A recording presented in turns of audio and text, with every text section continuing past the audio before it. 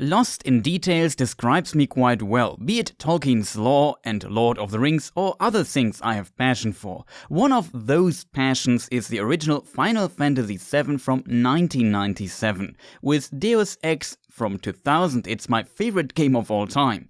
It may sound exaggerated, but these two games had a huge impact on me personally as a teenager back in the day and are part of the explanation for me why I'm often obsessed with looking deeper into topics, finding all the details and trying to connect everything. Now, over 20 years later, I make YouTube videos that do exactly this, mainly about Tolkien's universe. But today, I'll return to my roots. The Final Fantasy VII Remake releases 23 years after Final Fantasy VII, and I think that's a good time to look back into the original. See this as a lore video about the original Final Fantasy VII, where we focus on a creature from the game called Genova and all that is connected to it. We go back into the year 1997 and ignore all the weird things Square did to the game's story afterwards. Interestingly, another title I could have given this video would be Lost and Created in Translation, but we come to this later. So, disclaimer, I will ignore everything that is not in the original English version of Final Fantasy VII from 1997. I also try to explain every detail, but of course it would help if you have played Final Fantasy VII before. I don't speak Japanese and we will mainly look at what you got when you bought this game back in the day outside of Japan in the West, be it Europe or the US. Also, of course, massive spoiler warning for Final Fantasy VII. I won't talk about the remake, but of course both games are connected. When I played through Final Fantasy VII the first time, I was blown away, but still had so many questions. The first thing I did after playing through the game was starting a second playthrough immediately, trying to find answers. Was Cloud now a Sephiroth clone or not? What does this mean anyway, and what did just happen at the end? I can tell you it wasn't my last playthrough. My young teenage self had never experienced something like this after completing a video game. The story was complex and you had to use your brain to fully understand it. It also had some parts that required you as player to actually find your own interpretation. Maybe as a small explanation, many JRPG classics like Final Fantasy VI or Chrono Trigger did not release in my country on Super Nintendo, so I had not played them yet, and this story complexity was new to me. But back to Final Fantasy VII. Talking to my friends in school who also had played through it, I noticed that we understood many details very differently. Ask 10 people and get 10 different interpretations. That was also something I had never experienced before when it just came to understanding a story of a game. A relatively new upcoming technology, at least for consumers, called the Internet, would help me understanding this a bit more. There I stumbled upon a long text written by a guy called John Brittenham, which was translated into German by some guys in a forum. It had an interpretation in one of its parts that resonated really well with me, even though the rest felt far-fetched. I was quite confused about who I was actually following half of the game. Was it Genova or Sephiroth? But if it was actually Genova who is active the whole time and Sephiroth is just this legless half-dead guy in this weird bubble at North Crater, what is his role in all of this? But he's the main villain, isn't he? I fight him at the end, right? Brittenham's interpretation included the idea, among many others, that Sephiroth is not the main antagonist of the game. It was actually Genova who is the puppet master behind all of this. Quote, "You are just a puppet." The theme of the puppet that is controlled is often mentioned throughout the game. This resonated well with what I thought so far, and I felt that there was also much evidence for this in the game. He continued with weird number symbolism, which is the mentioned far-fetched part of his interpretation. I never agreed with him on that, but the idea of Genova manipulating everyone, playing out the factions against each other and trying to destroy the planet to fuse with all its life energy in the end to empower itself even further to a godlike entity seemed extremely plausible to me. I began to look further into this and try to find evidence for what I will call the Jenova Theory in this video, the opposite approach where Sephiroth is the puppet master and even Genova is under his control. I will call Sephiroth Theory. After some playthroughs and doing some more research, I came to the conclusion that this theory was highly plausible. Another option would be a Sephiroth-Genova fusion theory, which would unite the Sephiroth and Jenova theory. I would say that this one is also very plausible. However, both theories on their own had good arguments, and among the fans and, for example, forums who wrote a lot about this and discussed it in detail, the supporters for each theory were pretty evenly distributed, at least from my perspective. As a disclaimer, I was of course a supporter of the Jenova theory, but I learned fast that the makers of Final Fantasy VII were either fools or geniuses. Now, after over 20 years, I played again on my little Twitch stream through Final Fantasy VII in the unmodified Steam version in English as an adult, still a fool but maybe a bit smarter and experienced than my teenage self. And I looked if the Jenova theory would still be a plausible theory from my today's perspective, only looking at the original game. And spoiler, yes, it is. But let's understand why. First, we need to understand a few things. What is Genova? This is actually a hard to answer question, and from my perspective, the game does not give us too much information about the true Genova. Most of this comes from observations throughout the game and Ifalna, which is Aerith's mother, and the last pure-blooded Catra. Catra, or ancients, were probably the ancestors of the humans, who lived in harmony with nature and the planet, and had the ability to communicate with the planet called Gaia, which is actually something like a living entity. So as Catra, Ifalna could communicate with the planet itself, who was a witness of when Genova landed on Earth. Considering this, Ifalna seems like a trustworthy source. Her intention is to preserve the knowledge of the Catra, and why would she lie to her husband, Professor Gust? Beyond that, she is the player's only source on the lore of old. Quote, "It, the planet, said something fell from the sky, making a large wound. This clearly indicated that Genova came from outside the planet. It's an alien from outer space. It fell from the sky on the planet, wounding it and creating a giant crater 2000 years later, known as the North Crater." But Ifalna said more. It, Genova, looked like our dead mothers and our dead brothers, showing us specters of their past. That's when the one who injured the planet, or the crisis from the sky as we call it, came. It first appeared as a friend, deceived them and finally gave them the virus. The Catra were attacked by the virus and went mad, transforming into monsters. Then, just as it had at the North Pole, it approached other Catra clans, infected them with the virus. Genova, the crisis from the sky, seems to have spread a virus. How correct the term virus is used here, we don't know. For example, the term clone seems to be used a bit wider in the game. We come to that later. Also, in the interview about weapons, Ifalna definitely confirms that the crisis from the sky is Genova.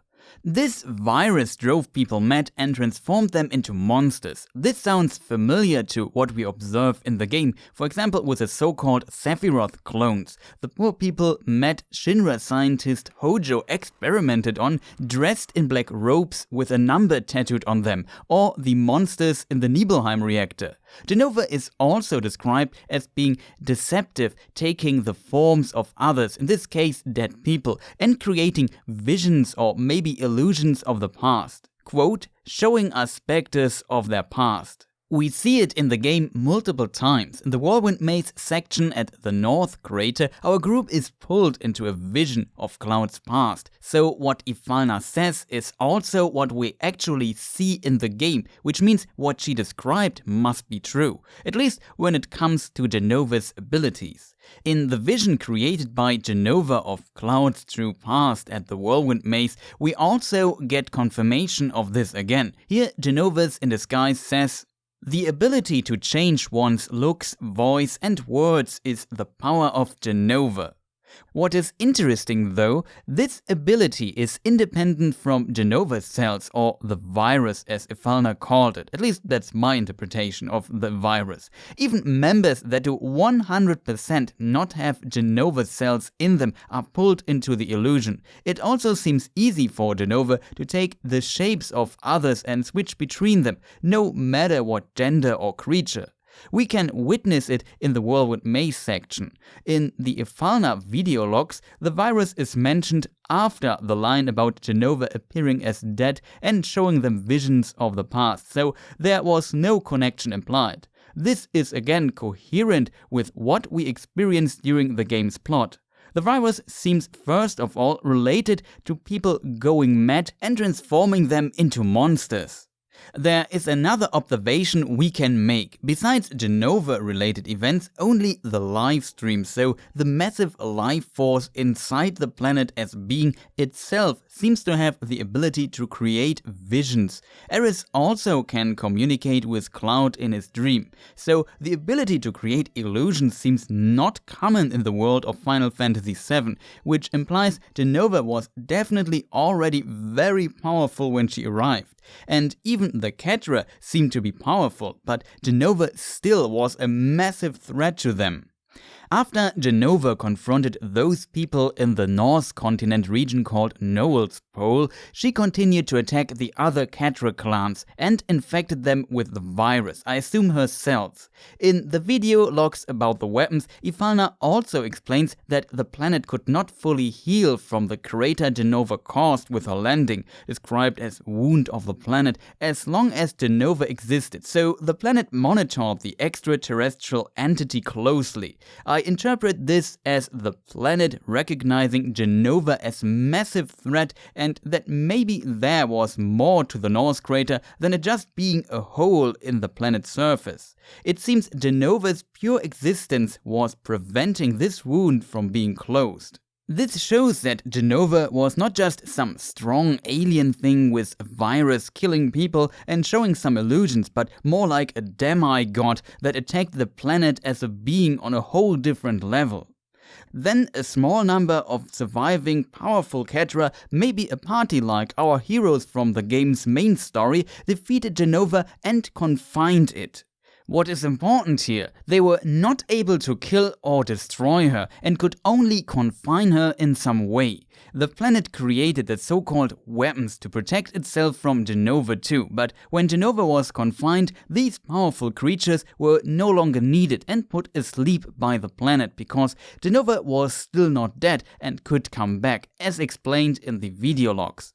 This shows how big a threat she was, with the amount of knowledge the Ketra had, and that they were able to confine Genova also shows that they must have been quite powerful beings too.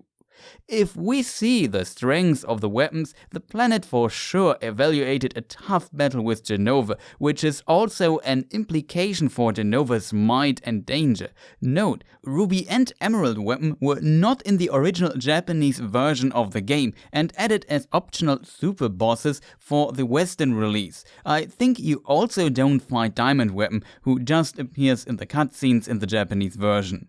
Still, from the perspective of the Western version, these are the most powerful enemies in the game, and the planet saw them as necessary to defeat Genova. However, according to Sephiroth, over the next millennia, parts of the Ketra slowly developed into the humans of the planet on which Final Fantasy VII takes place, retrospectively called Gaia, settling down and starting to live a very different life compared to that of the traditional and nomad-like Ketra, losing the ability to hear and communicate with the planet.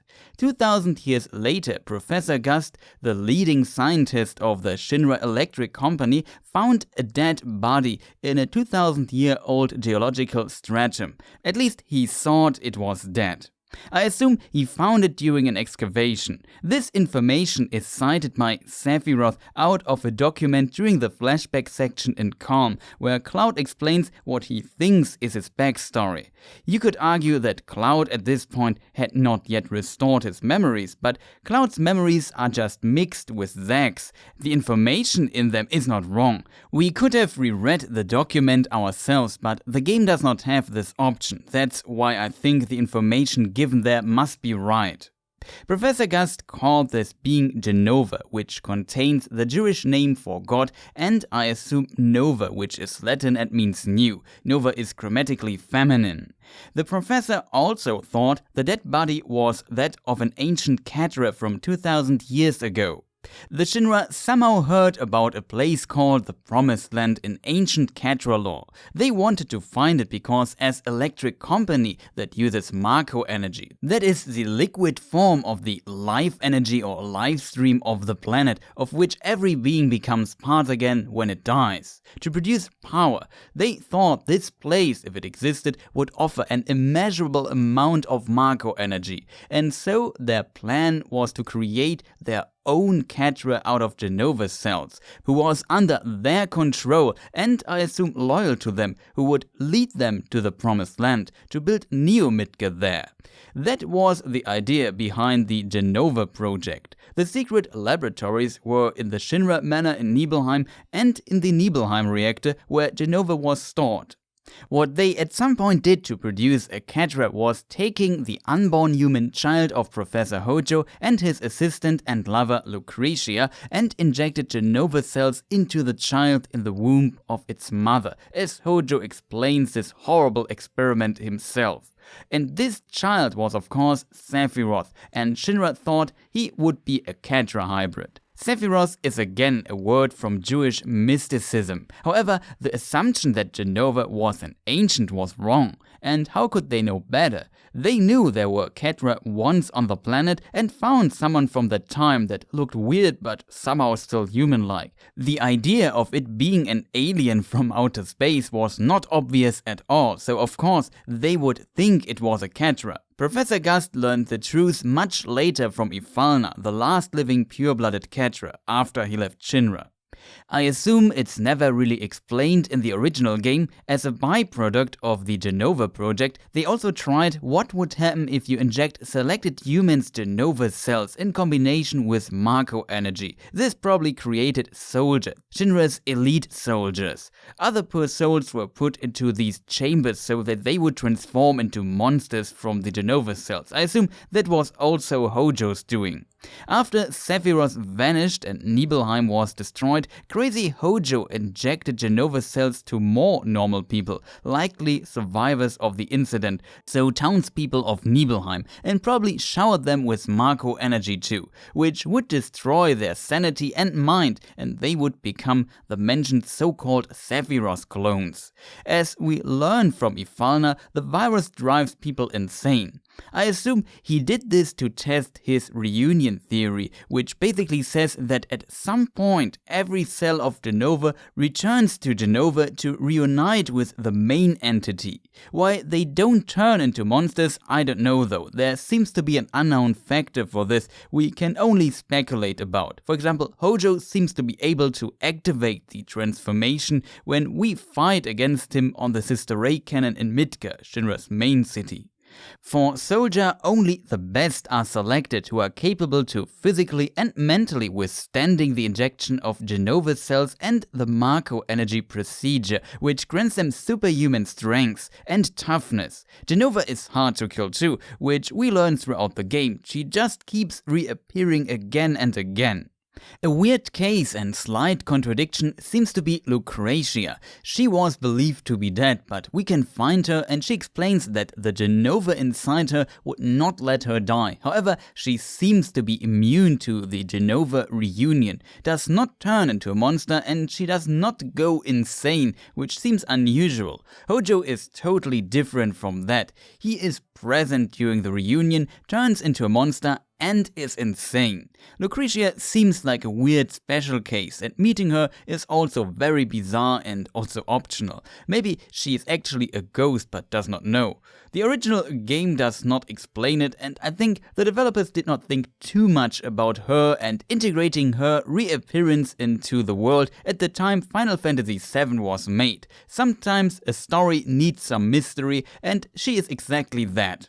Speaking of Hojo, he seems to produce monsters in these tanks in the Nibelheim reactor, which again fits to what Ifana said. We are basically talking about biological weapons. It's quite interesting that, for example, Resident Evil from 1996 and the other entries of the series also went into this direction thematically, even though more grotesque and in a different genre, but questionable secret experiments to create biological weapons and alike in old mansions seems to be a famous theme of that time.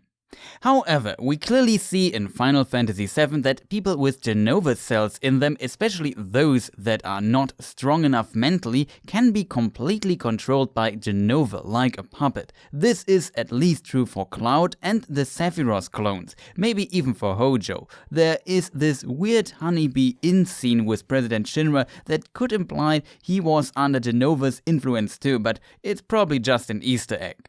There's still one little detail we need to understand though. Genova was not dead and seems immortal and almost unkillable. Ifana seems to be right here. She hinted at that Genova was just confined but not dead and could still return at some point. When Genova awoke or had again the strength to act again is not known, but the possibility exists that she awoke fairly early after she was found and played along as dead because she knew that this situation could be exploited. The scientists basically spread her cells for free, creating puppets for her, and let her in addition infiltrate Shinra, the most powerful corporation of the planet that rules over it alone. And nobody knew she was still alive or what she was.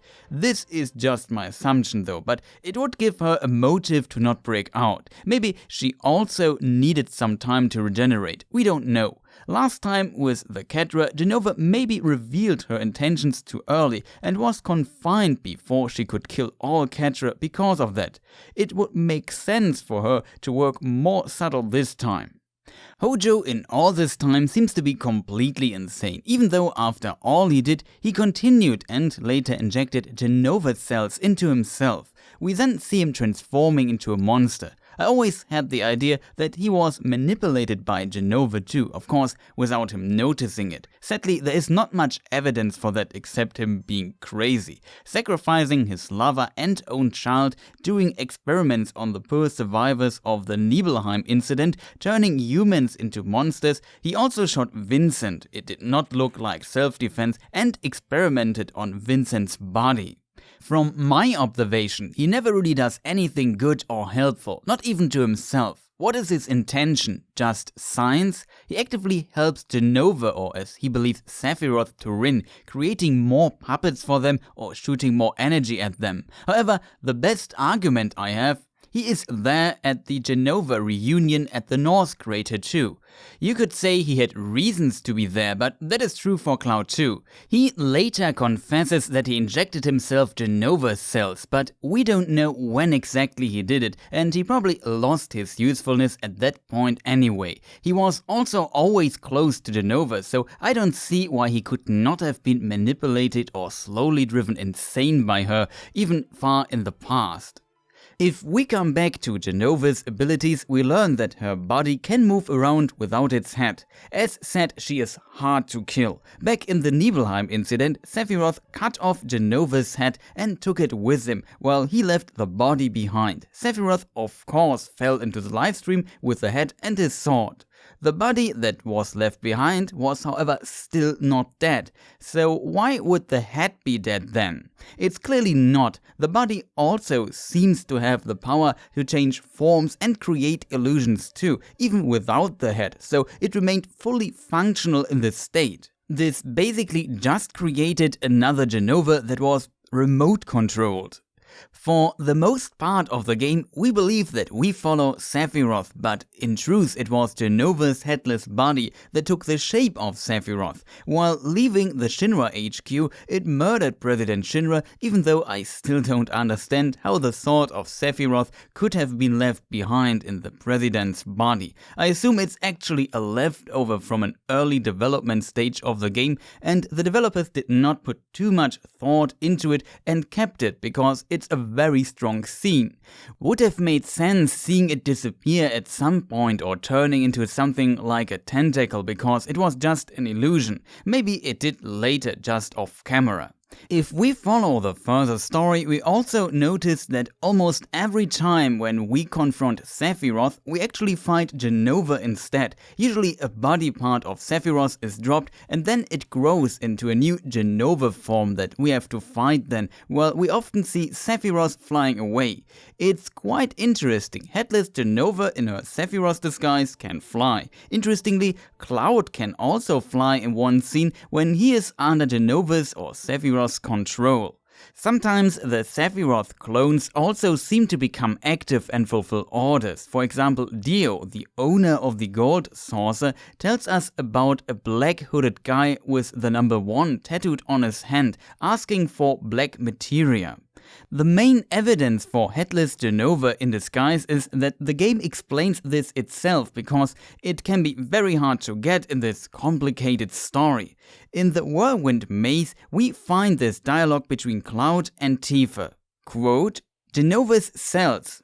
So that's what this is all about, the Genova reunion.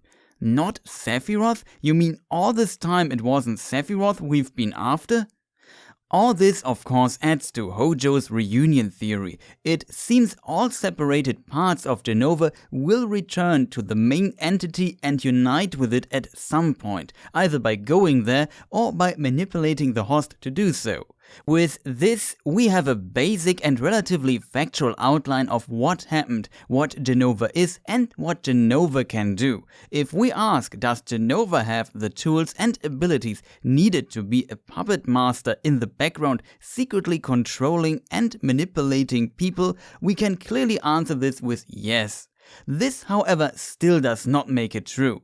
We would need to ask the same about Sephiroth. Could he be the puppet master? The main argument for Sephiroth is what Hojo says, quote, but being a genius that I am, I soon figured it out. You see, it was all Sephiroth's doing. Sephiroth is not just content to diffuse his will into the live stream. He wants to manipulate the clones himself.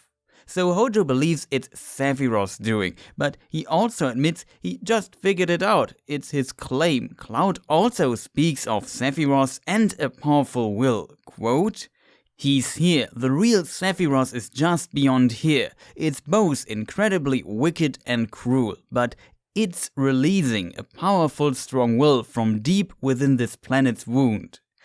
What is interesting in Cloud's statement, it actually fuels the Jenova Theory. Cloud says it's releasing a powerful, strong will. He says it instead of he, and Genova is several times referred to as a thing or it. However, this seems like an obvious translation error. I checked a Let's Play of the Japanese version to get the Japanese text and asked a native speaker for help. Shoutouts to Hawkeye777. Link to his Twitch channel and Twitter is in the description. And the sentence is basically translated correctly when it comes to meaning. However, gender does not exist in Japanese, and it probably is connected to an earlier sentence where Sephiroth is mentioned. I also checked a fan translation, but there they added whole sentences that were not in the Japanese version at all. So not useful at all for my purpose here. Looking into some bits of the English translation and comparing it to the Japanese version with my very limited possibilities, I don't speak Japanese, they simply translated text box after text box into English. I assume at times some translations were just phrased poorly or ignored the last few text boxes, which could make it unclear what gender or person they were referring to, leading to some mistakes like this one. But you can clearly see how this little mistake probably fueled a lot of speculation. The Jenova Theory was considered a very solid theory for years back in the day. Interesting little side note, Google Translate translates the Japanese sentence for some reason with she instead of it or he, which I think is a quite funny coincidence too. Of course, from the story's perspective, it must be questioned how Cloud knows this. He is manipulated throughout the game a lot and has not fully seen through his own past at this point in the game. Of course, he has a connection to the antagonists through the Genova cells in him, and he is drawn to them and thus maybe feels their presence, but he is also used by the antagonists who try to make him insecure about his own identity and personality. I think Cloud just has a strong theory of his own here, combined with what he maybe senses. Same with Hojo when he says, "But being a genius that I am, I soon figured it out. You see, it was all Sephiroth's doing." The idea behind a puppet master in the background is that you don't see him, and I would argue one part of the Jenova theory was that it's hidden and not obvious, like a conspiracy, and that the game wants to trick the player, making it look like it was Sephiroth doing all the time, so nobody pays attention to what Genova does, which makes it difficult for her enemies to fight and predict what's happening next, not realizing how they are played out against each other the whole time. And Genova is very successful with this. She gets the black materia, the weapons attack the humans and not her. Shinra and our heroes are also busy fighting each other and chasing a fake Sephiroth. If you look at this, you see a mastermind in the background. Of course, it would also work with Sephiroth as mastermind, but I always saw this as less elegant, because everyone talks about Sephiroth the whole time, but Genova is rarely mentioned. So back to Sephiroth's abilities. The idea is that his powerful will even brought Genova under his control, and that he got all her abilities and the knowledge of the Ketra in the livestream. With this, he could be the puppet master too.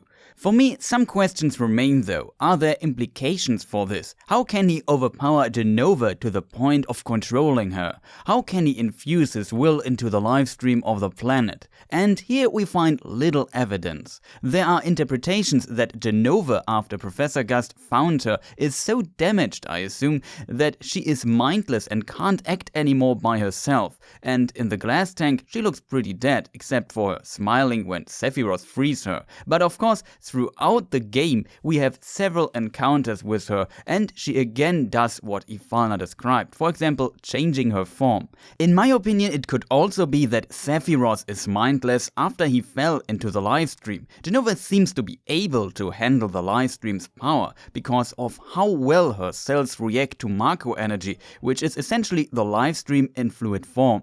If an organism with Genova cells injected can handle Mako energy better without getting, for example, Mako poisoning so easily, it makes sense to assume a whole organism out of Genova's cells, so the original being is even more capable, maybe even able to live inside the livestream.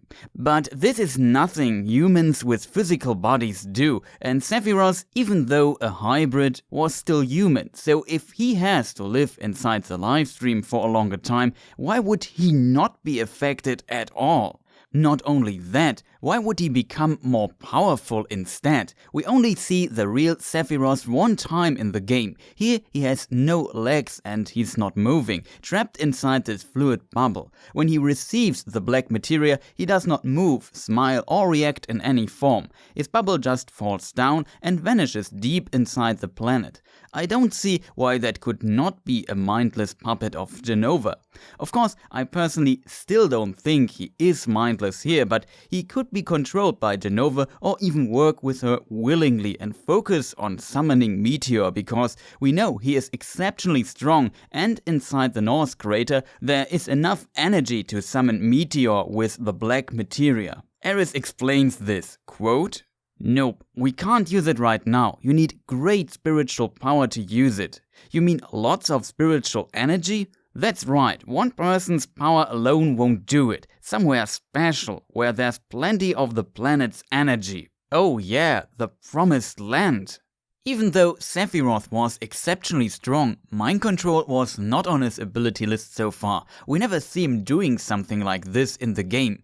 During the incident in Nibelheim and in the reactor, we don't see him mind controlling anyone. When he finds out who he truly is, he becomes insane and seems to be drawn by Genova, calling her mother, promising to free her and taking back the planet. Even thinks that he's a Catra at the beginning. However, if we meet Sephiroth, or what we think is Sephiroth, later in the rebuilt Nibelheim down in the Shinra Manor, Sephiroth says something interesting again. Genova will be at the reunion. Genova will join the reunion, becoming a calamity from the skies. Of course, this is most likely not Sephiroth, but he hints at Genova and becoming the calamity from the skies again. It makes sense from multiple angles. Of course, the fake Sephiroth wants to sell that he is the real Sephiroth, and Cloud continues to follow him. Cloud hates Sephiroth and has a stronger motive of following him than when Sephiroth would have indirectly revealed that he's actually Genova in disguise. Still, it could be simply the truth, which would hint again at the Jenova Theory. Cloud's response is also weird. Genova, a calamity from the skies? You mean she wasn't an ancient? How does Cloud come to this conclusion so quick? It's like 200 IQ. She is from the sky, so can't be an ancient if that's true. Considering how little we know, that seems a strong conclusion, but calamity from the skies can mean anything, and we haven't found Ifalna's interviews yet where the term the crisis from the sky is actually used and partially explained. Nor were we at the Temple of the Ancients yet, at least when you trigger the event in Nibelheim's manor as early as possible. After the temple section, Aerith explains, Sephiroth is different, he's not an ancient. This, by the way, implies that Aerith knows by now that Genova was not an ancient. I think Cloud's response is only there to give us a little bit of exposition. Genova could not be an ancient. Sephiroth's answer to Cloud in the manor is also very weird.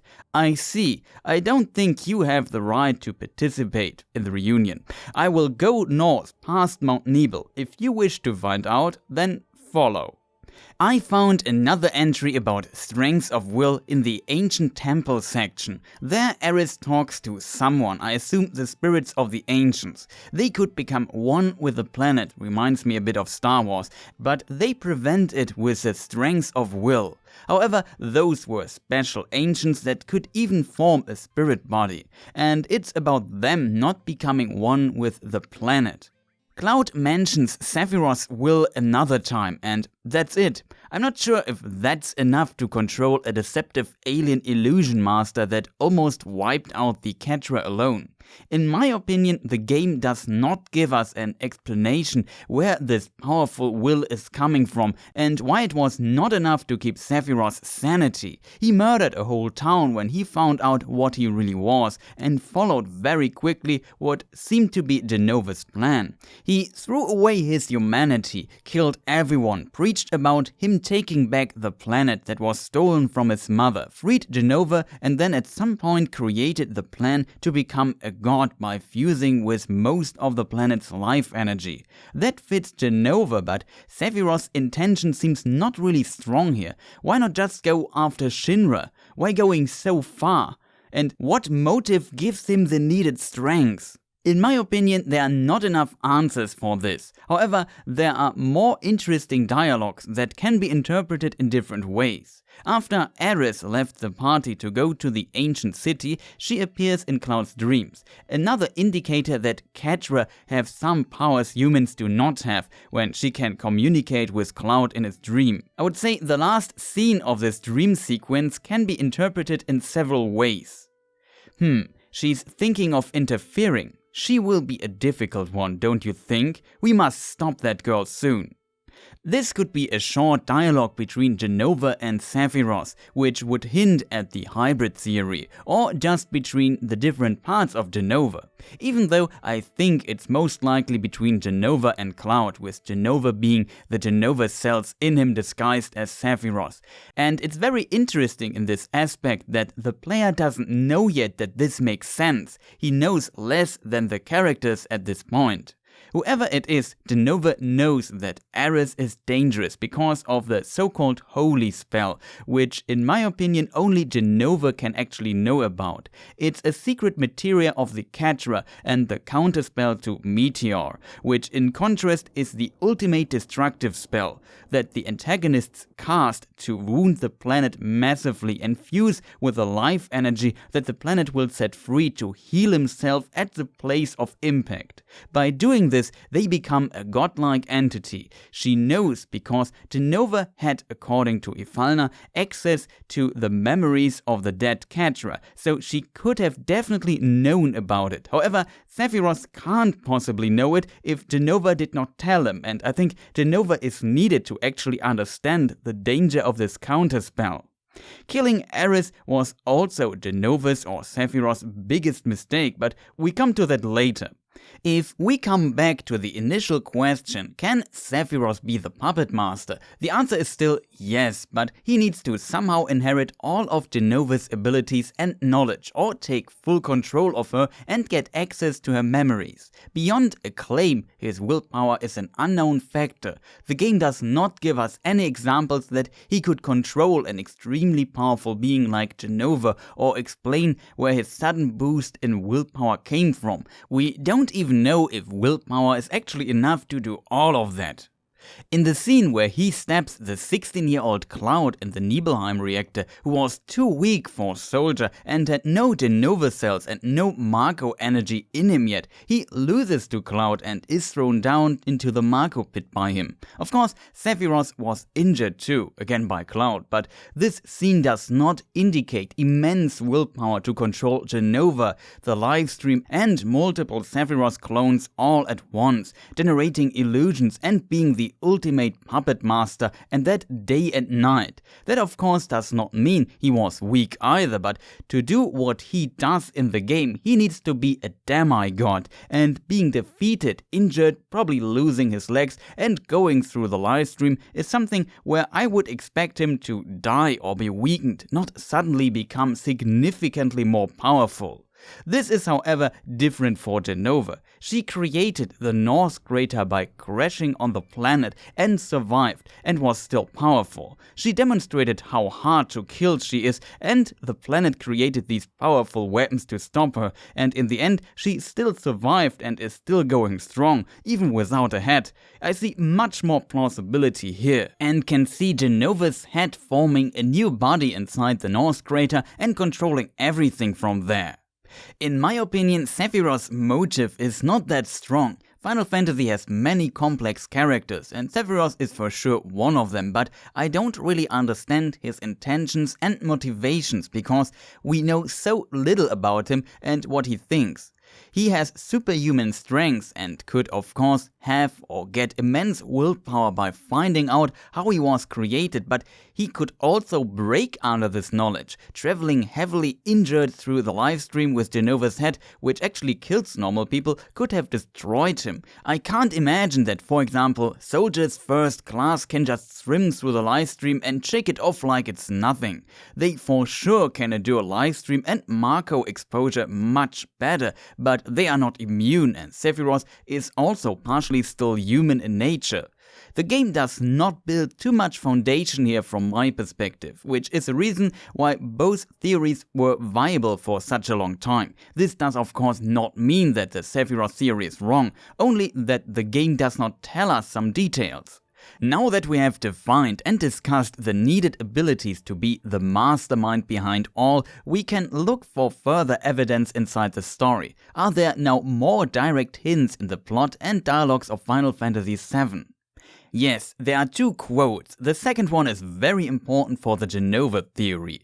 First, when we follow Genova's headless body disguised as Sephiroth, we at some point come to Junon. There we meet her, or as the party believes, Sephiroth, on the cargo ship. And Genova, looking like Sephiroth, asks Cloud an interesting question. Quote, "Who are you?"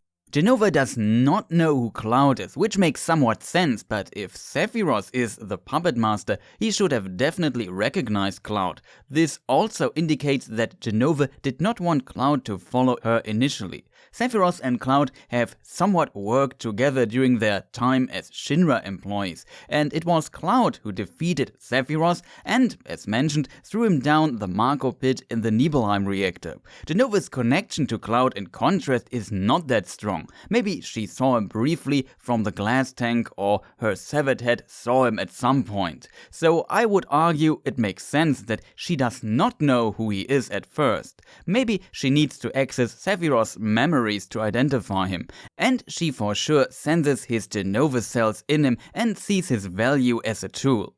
The second quote, as mentioned, is a really important one for the Jenova Theory. Cloud explains his past in calm. At the very end of his story, he confronts Sephiroth, this time the real one, who says to him, "I have orders to take this planet back from you stupid people for the Catra. What am I supposed to be sad about?"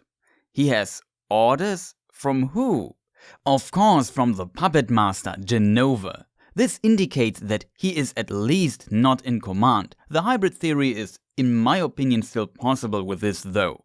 It's of course not ideal that this quote is from Cloud's mixed up memory, but again, what Cloud remembers is not wrong. He just thinks that he is somebody else.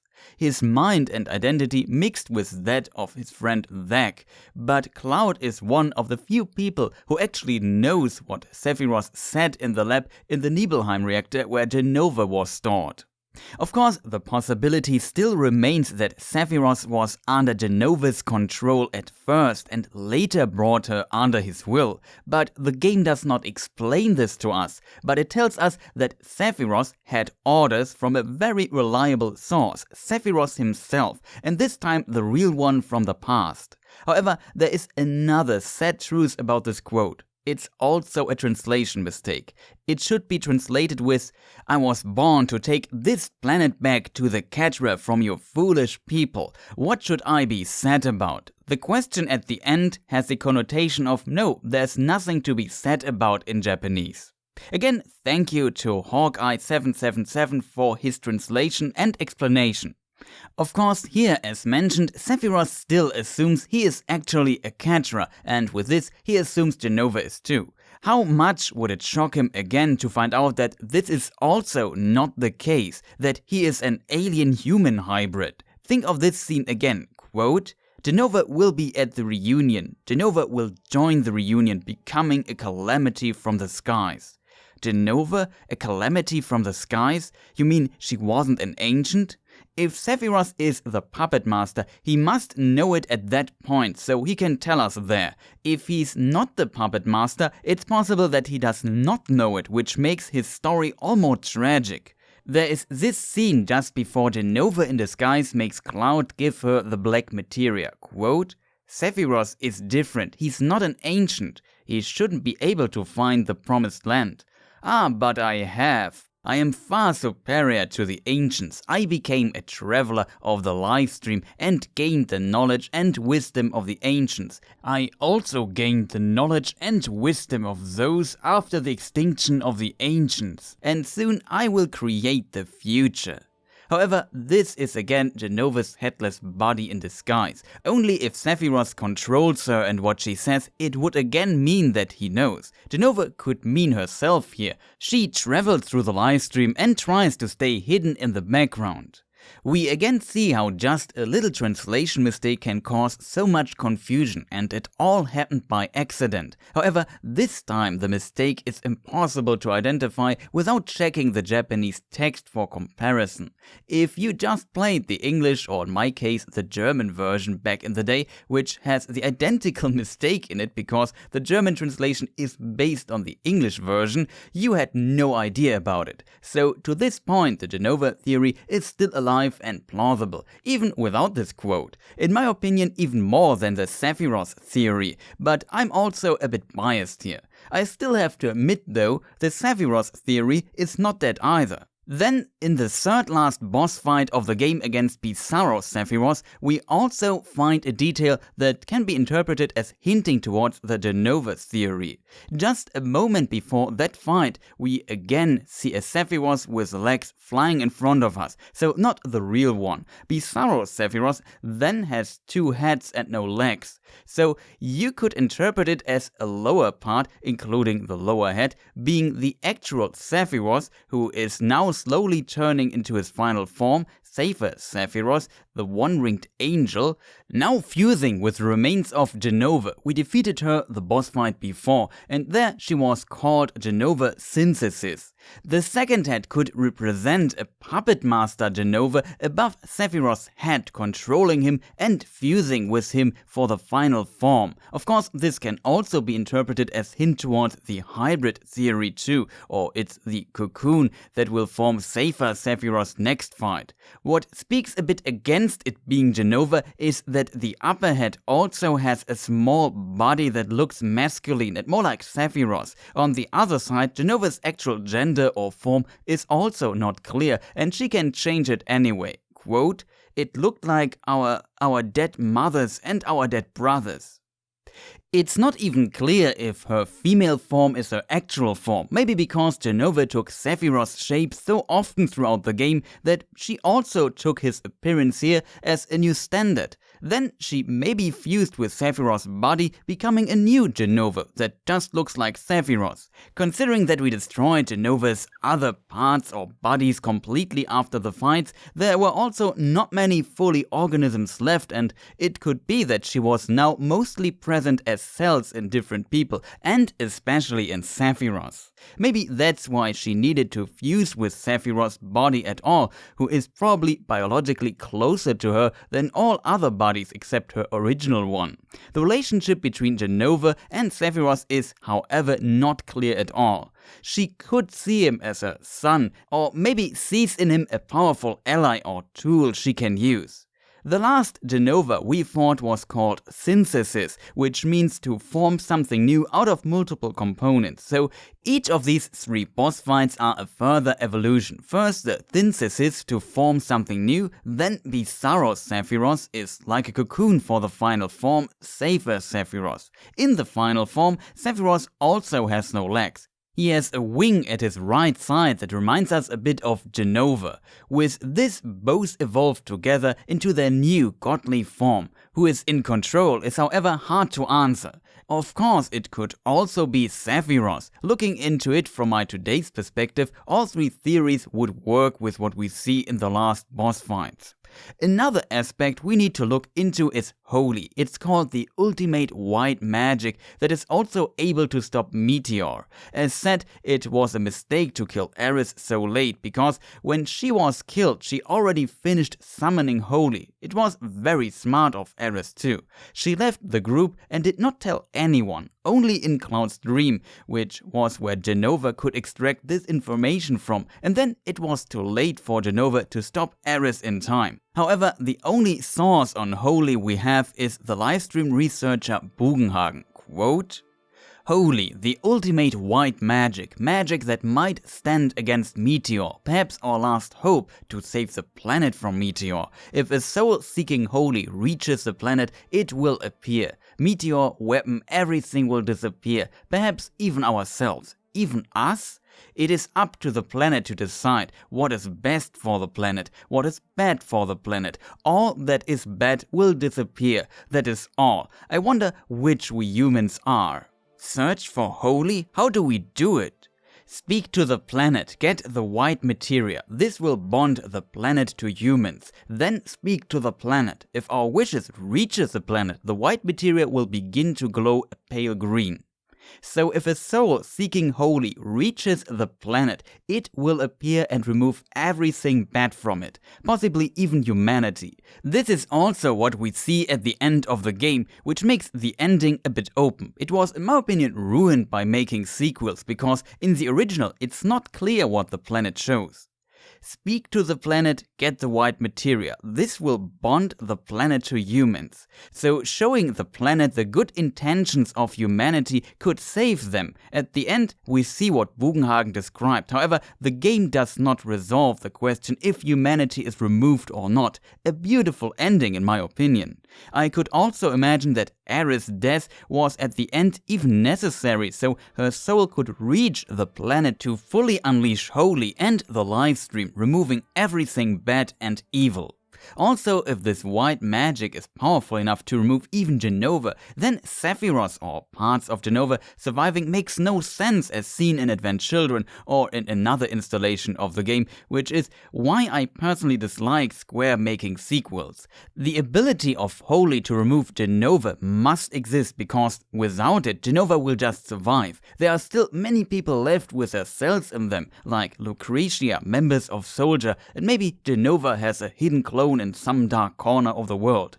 Sequels to Final Fantasy VII were definitely an afterthought, and if we just look at the original game, it would make no sense otherwise. The planet needs to cleanse itself with all its might. Why this was not done before, I don't know. Maybe Genova prevented it from being summoned in the first place, or Holy was created after Genova was confined, in which case she can't know about it.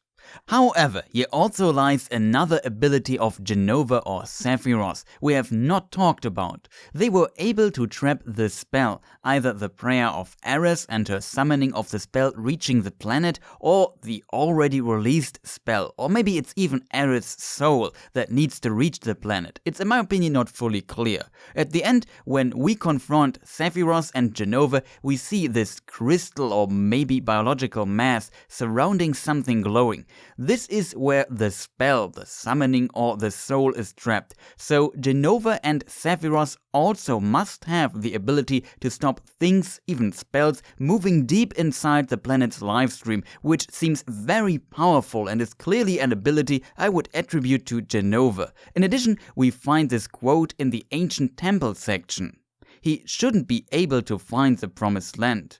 Ah, but I have. I'm far superior to the ancients. I became a traveler of the livestream and gained the knowledge and wisdom of the ancients. I also gained the knowledge and wisdom of those after the extinction of the ancients, and soon I will create the future. So Genova, Sephiroth or both got the knowledge about the live stream as they traveled it. I assume this could have been partially a reason why they were able to trap the spell.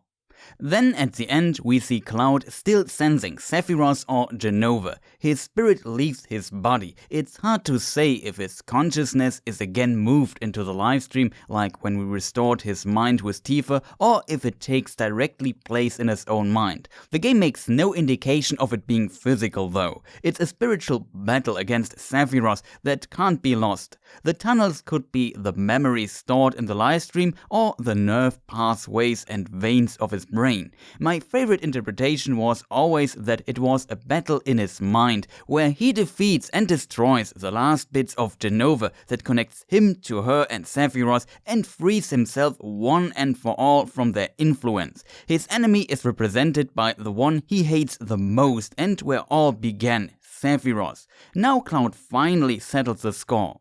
After it, we see particles similar to a healing spell, which I interpret as him being cleansed, maybe by the livestream through Aeris. We can also see her hand for a short moment. Then cut and it's Tifa's hand. Cloud's body does not seem to have left the spot where he was standing moments ago, and he seems to not have realized that everything started to collapse around him. Conclusion. Officially, Square seemed to go with the Sephiroth Theory. How do we know? In 2005, Square Enix released an official guidebook called Final Fantasy VII Ultimania Omega, working together with a famous guidebook publisher. It also contains texts, some written by the developers of the game, that explain it was all Sephiroth's doing. He is the puppet master. Looking now very deep into the original Western release of Final Fantasy VII, I still come to the conclusion that the Jenova Theory is a highly plausible theory and that sequels make no sense. I would say it is, with the hybrid theory, the most plausible of these three. While officially Genova was maybe even in a mindless state when she was found and Sephiroth became the new master, I don't see why Sephiroth, after he fell into the livestream, could not have been in a mindless state instead. We never see him in action except for flashbacks and maybe at the end, while Genova is active all the time. In the English version, we even have strong evidence for the Jenova theory. In addition, there is no indicator for a mindless Genova in the game at all, and after the story was released, you can add and claim anything you like anyway. So if it was their intention to go with the Sephiroth as puppet master route, then I must admit that they actually did a poor job explaining this and fleshing out the details surrounding it, or making the most obvious theory, which is Sephiroth is the antagonist, more plausible. Of course, the game builds up Sephiroth as antagonist, but all the inconsistencies make it look like there's more to it, when in reality this was not intended. The Sephiroth theory is of course still possible, but why can Sephiroth do all this? There is no explanation except magic, and he is strong with a powerful will. Wherever he got that from, he was defeated by a 16-year-old Cloud. Why can he even control the mutations of the Genova cells to form his new body? In addition, we have several mistakes in the English translation that by accident indicate the complete opposite. That did not help at all. I think the truth is that Final Fantasy VII's development was, as I guess all game development is, a bit bumpy. The developers had a lot of ideas that did not make it into the final game. Nintendo screwed them a bit too, which led to it becoming a Sony exclusive title, and of course, some game elements and story ideas had to change over the development. That is natural in this process. In a project of this scope, doing things that had never been done before, this can easily lead to some inconsistencies, of which there are many in Final Fantasy VII, and by accident, some of those inconsistencies made sense and created mystery. Fans developed ideas and theories around, but they never were intended. Finding those awoke the desire of there being more to the story than there actually is. And weirdly, a theme of the game is the puppet master in the background and illusions and manipulations. This fueled the desire of the player to lift the veil and look behind it, but in the minds of the developers there is no veil. In reality, not every part of a game is planned through into the smallest details and connected to a genius master plan for the story of the game. This is not Tolkien, who spent literally a lifetime doing this with Lord of the Rings and his mythology surrounding it, and it took a lifetime of his son to complete and explain it all. No game development has so much time. I said at the beginning of the video that the developers were geniuses or fools. Turns out they were also fools.